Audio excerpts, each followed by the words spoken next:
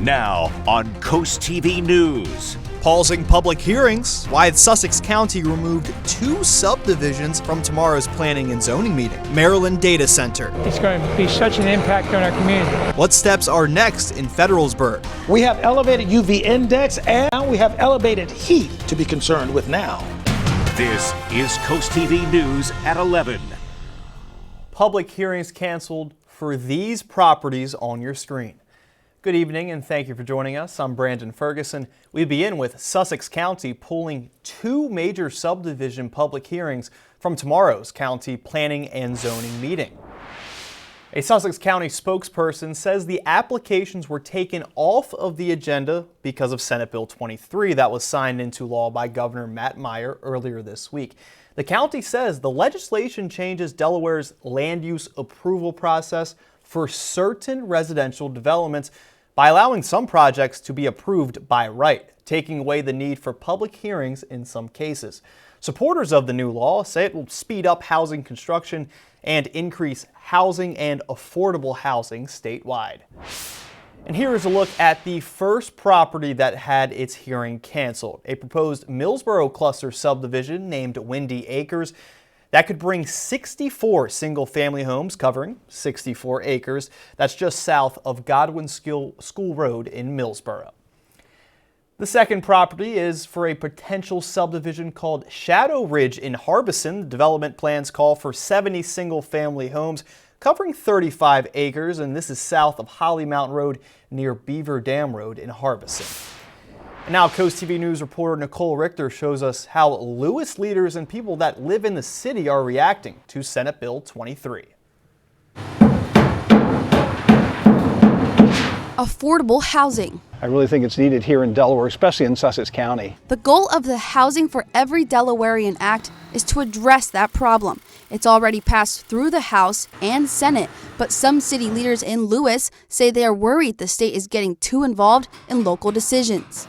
I think local government should have a say. City leaders said in a letter they support more affordable housing, but not when it limits local control over development. The city is already working to expand housing through multiple projects, including through participation in a state pilot program that helps review local zoning rules. Lewis is a very mixed bag because as we ride the Georgetown-Lewis Trail, you can see on one side you may have million-dollar houses, and then you're going to run into trailer parks and manufactured housing.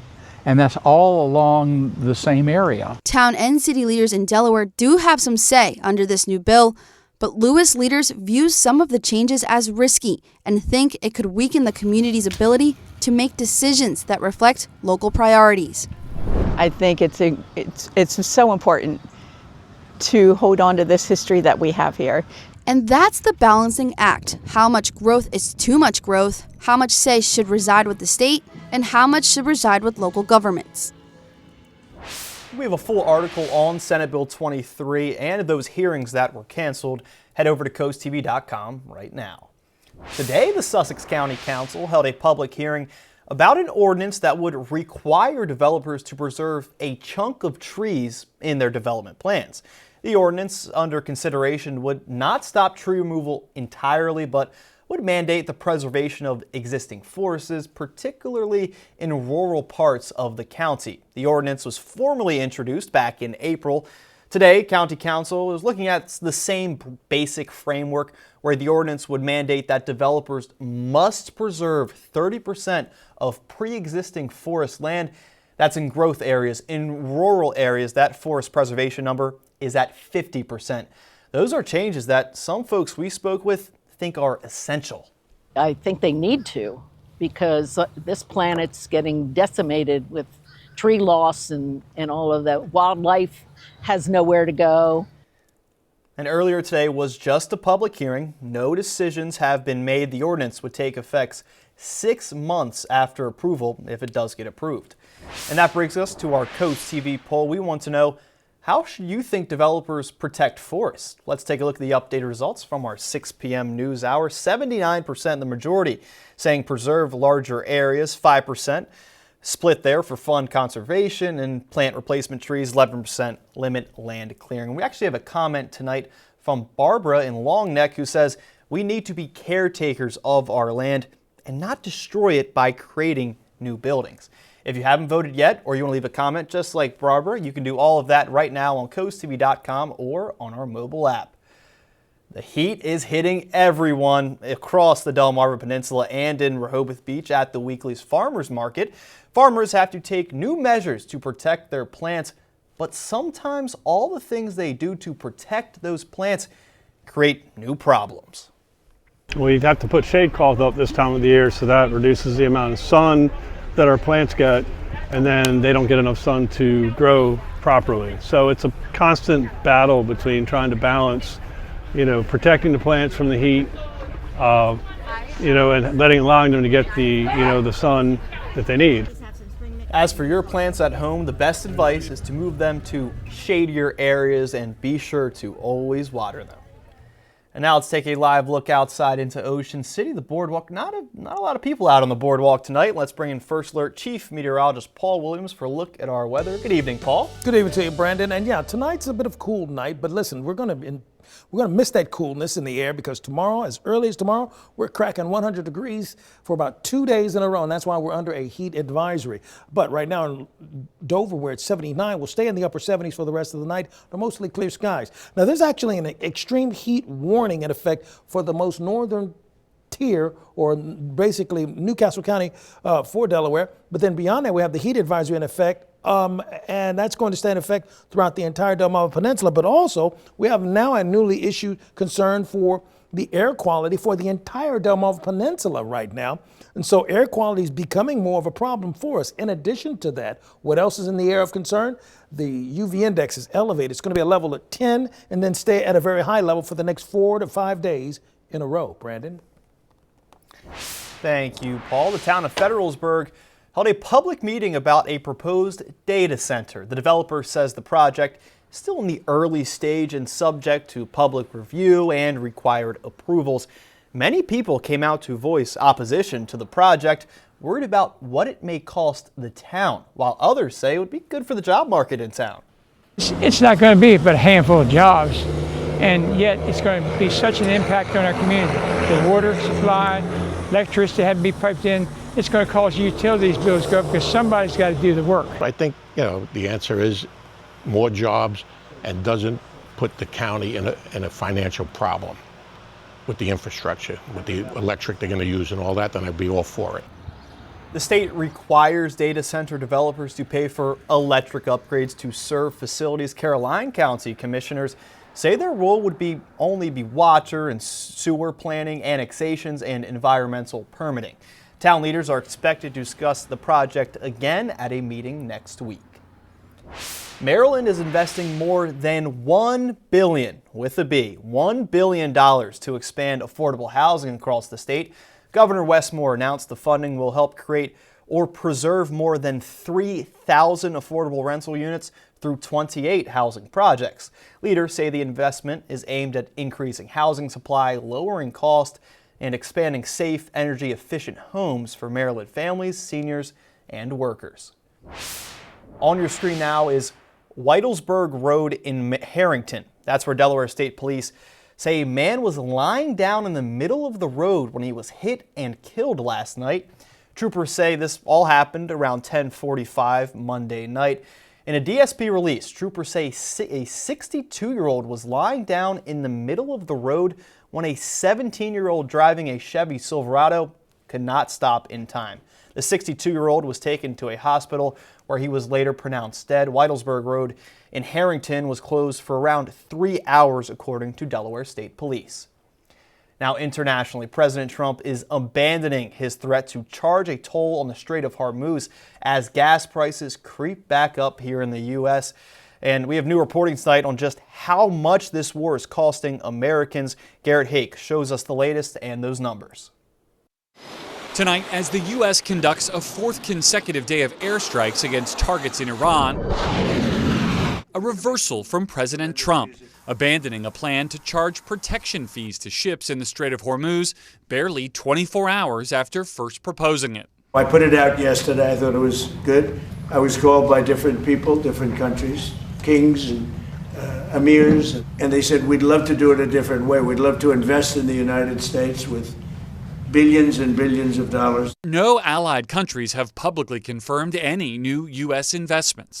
The renewed fighting and the resumption of a U.S. blockade of Iranian ports just hours ago driving oil and gas prices higher, with some analysts predicting the per-gallon average will soon top $4 again after prices fell and new data showed inflation cooled in June during the now-broken ceasefire. The report was incredible. Inflation is way down. While tonight a new internal Pentagon estimate pegs the cost of the war between $80 and $100 billion, according to 3 U.S. officials and 3 people familiar with the matter, which includes the cost of rebuilding U.S. military bases and aircraft destroyed by Iranian strikes. That marking a significant increase from the roughly $30 billion estimated just 3 months ago. Senators grilling the Pentagon's top financial official. I think it's very frustrating to the American people that we can't get a straight answer on what this war is costing. We are just getting started tonight on CoastTV News at 11. Upgrading this jetty on the north side of the Indian River Inlet, one construction will start and finish. The deadliest month of the Russia-Ukraine war, how many non-soldiers were killed? And in 60 seconds, we show you your latest weather forecast. We're CoastTV First Alert Weather Center. You see Chief Meteorologist Paul Williams there. He has your concerns for this dangerous high UV index after this.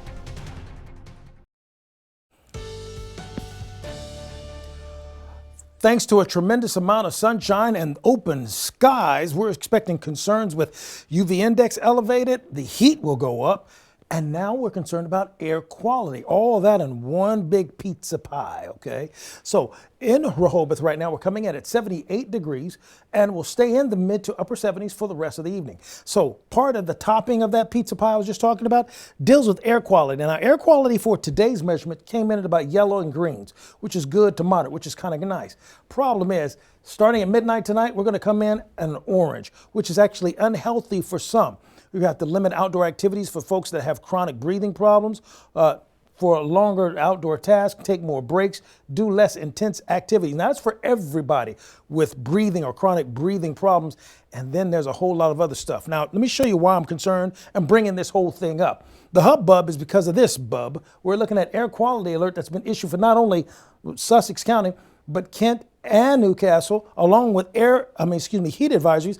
And then the extreme heat watch is actually towards Easton. And now they've been included in the area where we have air quality. And now the air quality concerns reached all the way down towards Oakville, Pittsville, the Salisbury area. So now everybody's concerned about that. In addition to that, we still have the intense heat underneath all this with actually a heat warning in effect for the folks that are in Newcastle, you know, the most northern tip of the state. So overall, this is going to be a very muggy and sweltering mess.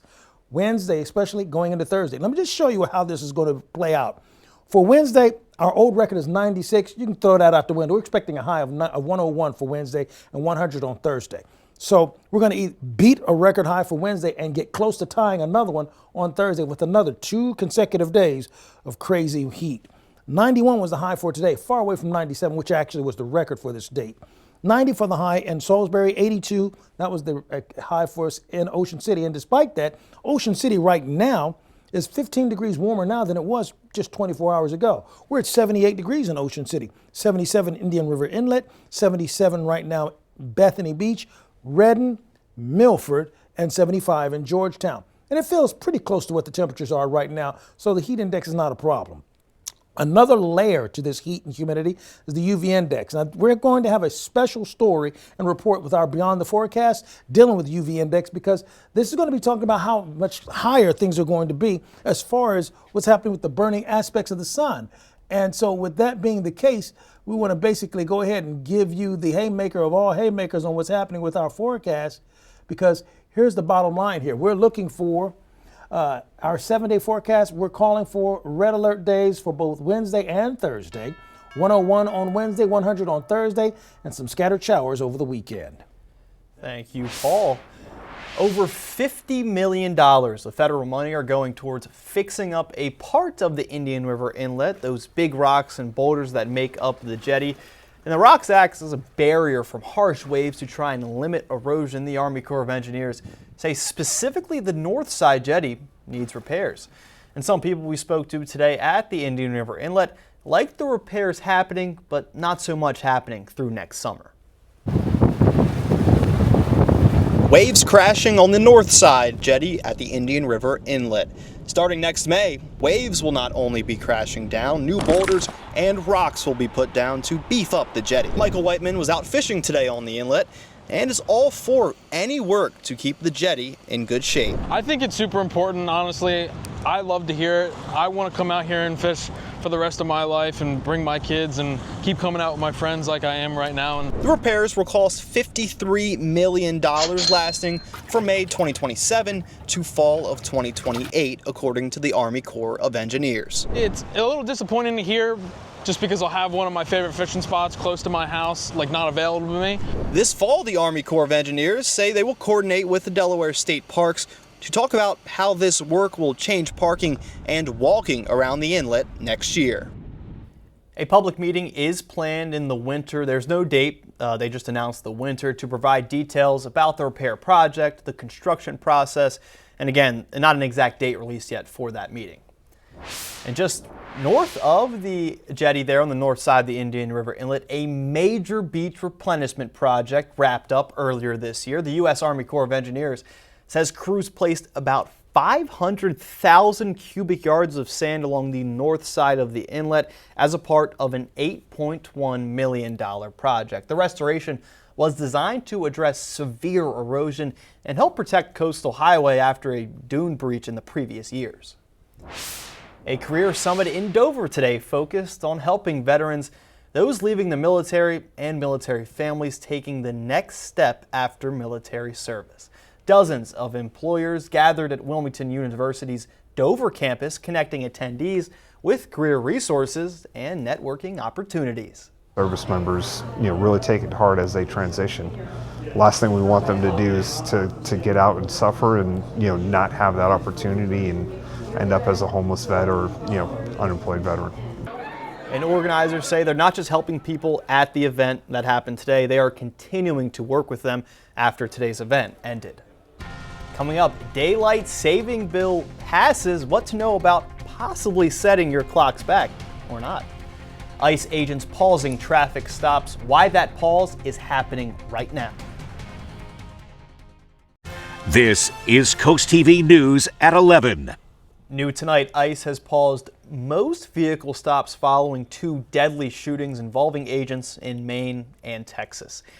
The directive applies to ICE's Enforcement and Removal Operations Division, which handles arrest and deportations of undocumented immigrants. Agents are being told to avoid initiating traffic stops and instead work with partner agencies when serving criminal warrants involving people in cars. An ICE spokesperson said the agency is continually evaluating its procedures to protect officers and public safety, but declined to discuss the specific enforcement tactics. June was the deadliest month for Ukrainian civilians since April 2022, according to the United Nations. At least 293 civilians were killed, pushing this year's total to nearly 1,400.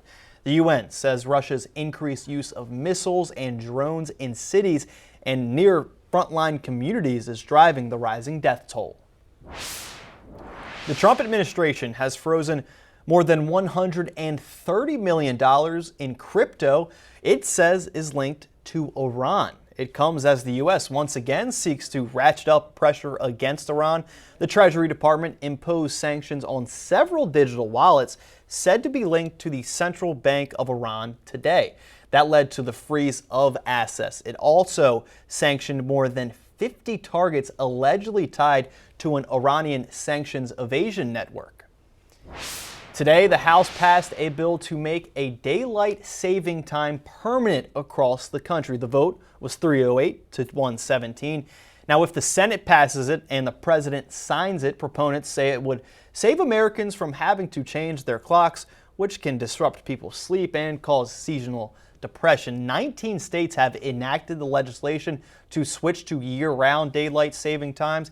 If Congress allows it, the bill would also allow states to also opt out. Now with the push for answers from one Texas family tonight. Their son found drowned in a lake.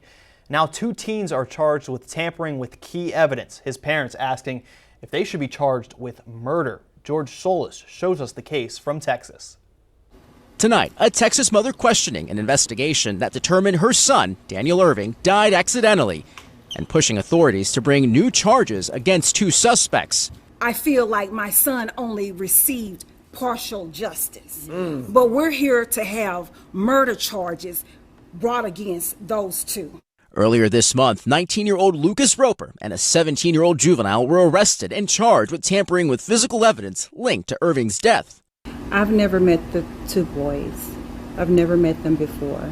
According to his family, the 18-year-old was last seen at his home on April 13th. New footage shows the moment he leaves the house and is seen here getting into a car, according to his family. Local authorities said he was found dead 3 days later near Lake Ray Hubbard, just outside of Dallas. Officials say his cause of death was drowning. Irving's family says he was on a swim team. According to the arrest affidavit, Roper told detectives the trio went to the lake to swim and fish, but that Irving drowned after jumping in.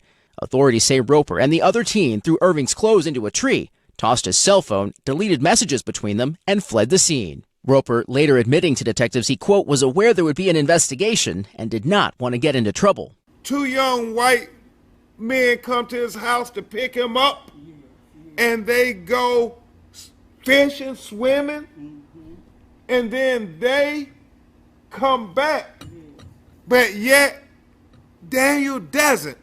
The Dallas Police Department says the case remains an active criminal investigation. Meanwhile, Daniel Irving's mother says her son was an honor student and an outstanding young man. Coming up in sports, an injured Oriole is irate. Now responding to the deem, DSN shows us why one of Baltimore's best players is set to be sidelined for the foreseeable future.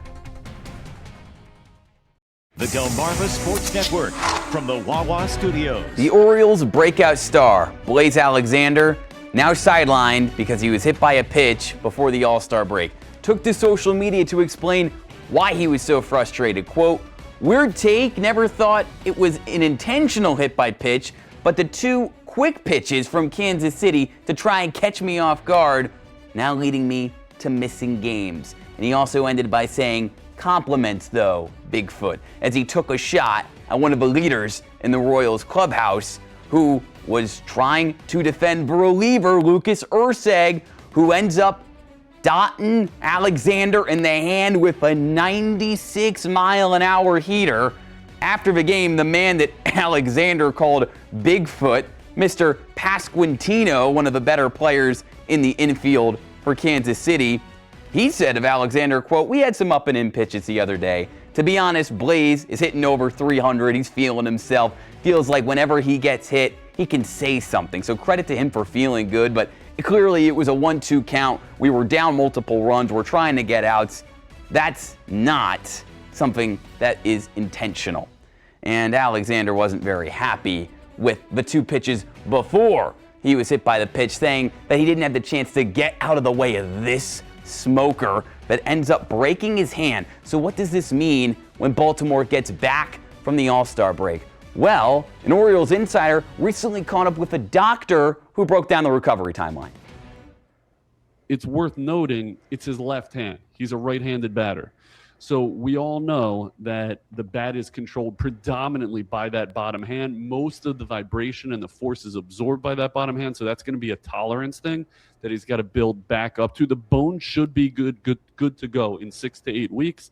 The question is, how quickly will he regain his wrist strength, his grip strength? That takes some time to come back, but the bone, we're hoping, should be good 6 to 8 weeks. Longest, hey, if they're in the middle of, if these are meaningful games and they're in the middle of a pennant chase, maybe that could be a little bit sooner. But I think best case scenario, that's what we're looking at. Orioles might be in the cellar currently of the AL East, but the entirety of the American League is close this year. They could use the guy who's hitting over 310 in his first year in the Charm City. Have a good night, Delmarva. Now here's a live look outside into Lewis. Calm waters there, and after the break we will have one more check at heat warnings and advisories in the forecast coming up.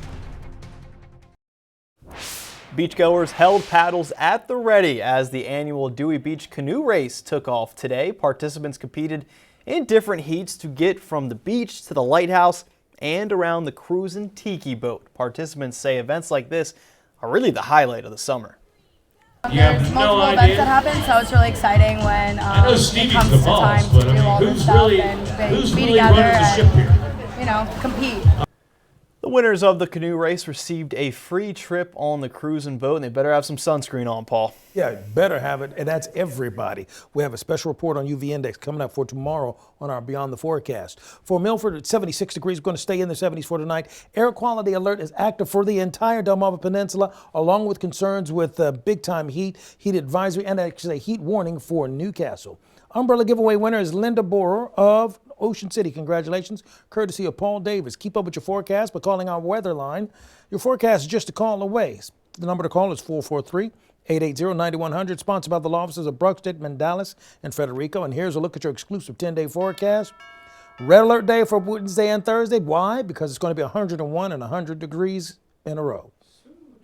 Digits. Thank you, Paul, and thanks for joining us here for Coast TV News at 11. For more news and local weather, go ahead and download our Coast TV News app and the First Alert Weather app. The Tonight Show starring Jimmy Fallon is up next. We'll see you tomorrow morning for Coast TV News at 5 a.m. Everyone have a great night.